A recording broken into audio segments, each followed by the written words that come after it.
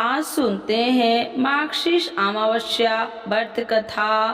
तो एक बार बोलिए प्रेम से शिव जी की जय, माता पार्वती की जय, गौरी पुत्र गणेश भगवान की जय। हरियाली अमावस्या व्रत कथा। एक समय की बात है, एक राजा महल में अपने परिवार के साथ सुखपूर्वक निवास किया करता था। उसका एक पुत्र था जिसकी शादी हो चुकी थी।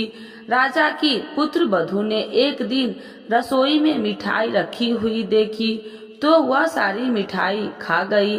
तब उसने पूछा गया कि सारी मिठाई कहाँ गई? तो उसने कहा सारी मिठाई तो चूहे खा गए। यह बात चूहे ने सुन ली और वे इस गलत आरोप को सुनकर अत्यंत क्रोधित हुए। इसके बाद उन्होंने राजा की बहू को सबक सिखाने का निश्चय कर लिया। कुछ दिनों के पश्चात महल में कुछ मेहमान आए। चूहों ने सोचा कि यह अच्छा मौका है। राजा की पुत्र वधू को सबक सिखाने का बदला लेने के लिए चूहों ने बहू की साड़ी चुराई और उसे जाकर अतिथि के कमरे में रख दी। तब सुबह सेवकों और अन्य लोगों ने उस साड़ी को वहां पर देखा तो लोग राजा की बहू के चरित्र के बारे में बात करने लगे। यह बात जंगल में आग की तरह पूरे गांव में फैल गई। जब यह बात राजा के कानों तक पहुंची तो उसने अपनी पुत्र वधू के चरित्र पर शक करते हुए उसे महल से निकाल दिया। राजा की बहू महल से निकलकर एक झोपड़ी में रहने लगी और नियमित रूप से पीपल की एक वृक्ष के नीचे दीपक जलाने लगी। इसके साथ ही वह पूजा करके गुड़धानी का भोग लगाकर लोगों में प्रसाद वितरण करने लगी। इस प्रकार कुछ दिन बीत जाने के बाद एक दिन राजा उस पीपल के पेड़ के पास से गुजरे जहां उनकी बहू हमेशा दीपक जलाया करती थी। इस दौरान उनका ध्यान उस पेड़ के आसपास जगमगाती रोशनी पर गया। राजा इसे देखकर चकित रह गए। महल में वापस आने के बाद उन्होंने अपनी सैनिकों से उस रोशनी के रहस्य का पता लगाने के लिए कहा। सैनिक राजा की बात मानकर उस पेड़ के पास चले गए। वहां पर उन्होंने देखा कि दीपक आपस में बात कर रहे थे। सभी दीपक अपनी अपनी कहानी बता रहे थे। तभी एक दीपक बोला, मैं राजा के महल से हूँ। महल से निकाले जाने के बाद राजा की पुत्र वधू रोज मेरी पूजा करती है और मुझे प्रज्वलित करती है। सभी अन्य दीपकों ने उससे पूछा कि राजा की बहू को महल से क्यों निकाला गया? तो उसने बताया कि एक दिन उसने मिठाई खाकर चूहों का झूठा नाम लगा दिया।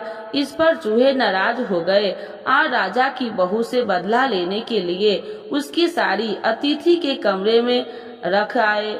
यह सब देखकर राजा ने उन्हें महल से निकाल दिया। यह सब सुनकर सैनिक भी हैरान रह गए और महल वापस आकर उन्होंने राजा को पूरी कहानी सुनाई। यह सुनकर राजा को अपनी गलती पर एहसास हुआ और उसने अपनी पुत्र वधू को महल में वापस बुला लिया। इस प्रकार पीपल के पेड़ की नियमित पूजा करने का फल राजा की बहू को मिला और वह अपना जीवन आराम से व्यतीत करने लगी। तो एक बार बोलिए प्रेम से शिव जी की जय, माता पार्वती की जय, गौरी पुत्र गणेश भगवान की। मार्गशीर्ष अमावस्या 2024 अघन अमावस्या पर जरूर करें। ये 4 काम, मिलेगा सुख समृद्धि का आशीर्वाद।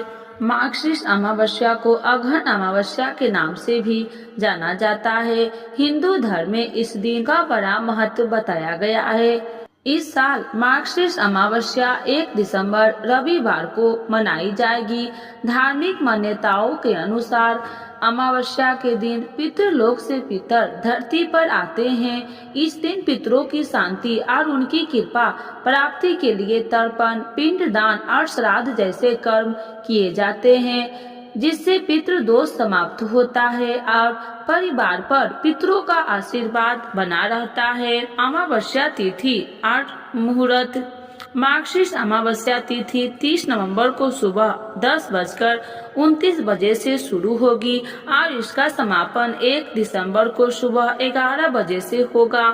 अमावस्या के दिन सूर्योदय सुबह 6:57 बजे से और सूर्यास्त शाम 5:24 होगा। उदया तिथि के अनुसार 1 दिसंबर को ही मार्गशीर्ष अमावस्या मनाई जाएगी। इस दिन आप कुछ विशेष उपाय करके अपने पितरों का आशीर्वाद प्राप्त कर सकते हैं। पितरों को प्रसन्न करने के लिए 4 उपाय। पहला उपाय, अन्नदान। अमावस्या के दिन दान का अधिक महत्व बताया गया है। ऐसे में आप इस दिन अन्न दान कर सकते हैं। इससे पितरों की कृपा प्राप्त होती है। दरअसल अन्न दान को सबसे महान दान माना गया है। इसमें 2 तरह के दान किए जा सकते हैं, जैसे कच्चा अन्न दान। तर्पण के बाद चावल, दाल, गेहूं आदि दान कर सकते हैं। भोजन का दान, स्वास्थ्य भोजन बनाकर गाय, कौवा या कुत्तों को खिलाए।